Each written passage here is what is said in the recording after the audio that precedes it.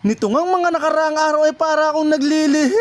Dahil parang araw-araw ay hindi ako mapakali. Nagliligo ka kasi!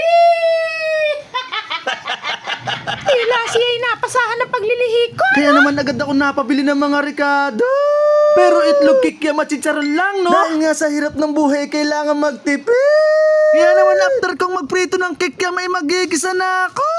Sibuyas at bawang lang naman ay katalo na, no? Tapos nga, inilagyan ko ito ng aking kaunting kikiam na naipirito. Tapos sabay lagay ng paminta, bitchin at saka ng toyo. At syempre, hahalu-haluin yan at lalagyan nyo ng tubig, no? Teka, bakit ganun parang nauuna ako?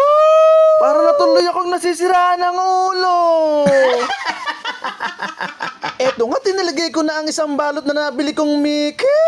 2 balot nga po dapat ang aking bibilhin, kaso nga iisa ng araw, no? Pero dahil parang ako nga naglilihi lang, ay baka konti lang ang makain ko.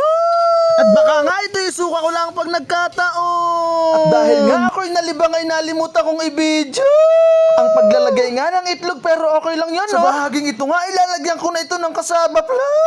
Hanggang sa makuha ko nga ang gusto kong lapot nito. Loko-loko. Ako nga'y natutuwa dahil parang na-perfect ko ang aking pagluluto.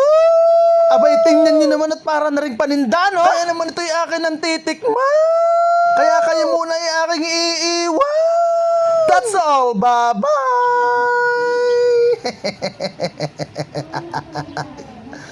Woo! Para professional nagluto. Thank you, Ma'am Erica Pineda.